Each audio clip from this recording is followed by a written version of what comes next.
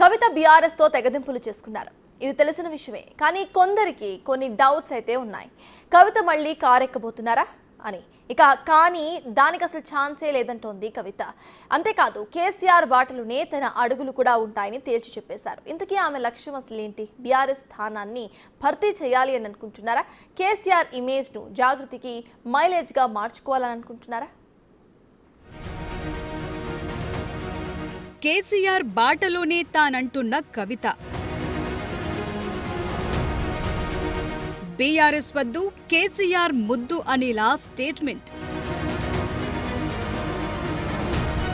కవిత భవిష్యత్ కోసం ground prepare చేసుకుంటున్నారా? అసలు కవిత వ్యాఖ్యల సారాంశమేంటి?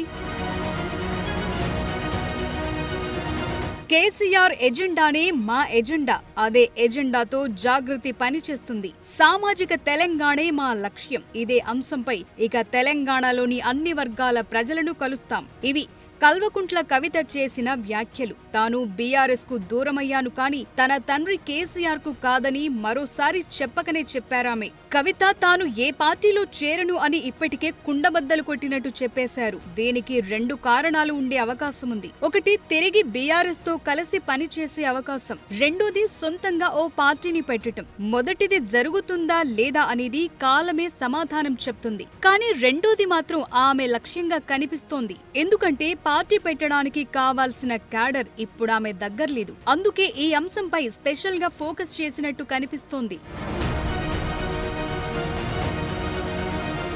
ఈ విషయంలో తన తండ్రి కేసీఆర్ ను ఇన్స్పిరేషన్ గా తీసుకుంటున్నట్టు కనిపిస్తోంది. కేసీఆర్ పార్టీ పెట్టినప్పుడు కూడా ఎక్కువగా క్యాడర్ లేదు, కానీ తెలంగాణ అనే ఎమోషన్ తో ఆయన ఉద్యమాన్ని కొనసాగిస్తూ పార్టీని బలోపేతం చేస్తూ ఈ స్థాయికి తీసుకొచ్చారు. అందుకే సామాజిక తెలంగాణ అనే అంశంతో ఇప్పుడు కవిత కూడా జనాల్లోకి వెళ్లాలని డిసైడ్ అయినట్టు కనిపిస్తోంది. దీనికి తన తండ్రి కేసీఆర్ ఇమేజ్ ను వాడుకోవాలని డిసైడ్ అయినట్టు కనిపిస్తోంది.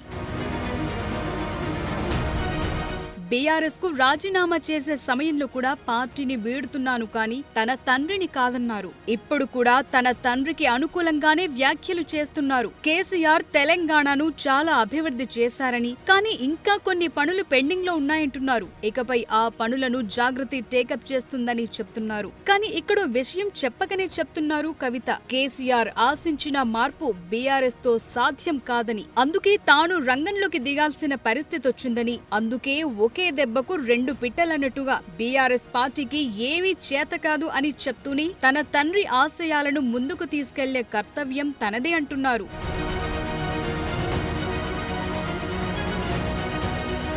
కవిత మొదటి నుంచి కూడా తండ్రి కేసీఆర్ ను పల్లెత్తు మాట అనటం లేదు. కానీ కేసీఆర్ కు అత్యంత సమీపంగా ఉండే కేటీఆర్, హరీష్ రావు, సంతోష్ రావు, జగదీష్ రెడ్డి, పల్లా రాజేశ్వర్ రెడ్డిలను మాత్రం టార్గెట్ చేస్తూ వస్తున్నారు. నిజానికి కేసీఆర్ వీరిని కలిసినన్ని సార్లు కవితను కలిసి ఉండరేమో. అందుకే కేసీఆర్ చుట్టూ చేరిన దయ్యాలంటూ ఇప్పటికే తీవ్ర విమర్శలు చేశారు. ఈ అంశంపై కేసీఆర్ మాట్లాడరు. కేటీఆర్ ప్రశ్నలు దాటిస్తారు. హరీష్ రావు మౌనాన్ని ఆశ్రయిస్తారు. సో కవిత రోజు రోజుకు డోస్ పెంచే అవకాశమే కనిపిస్తోంది. అంతేకాదు కేసీఆర్ కు వారసులు కేటీఆర్, హరీష్ రావు కాదని తానే అని చెప్పాలనేది కవిత ఉద్దేశంగా కనిపిస్తోంది.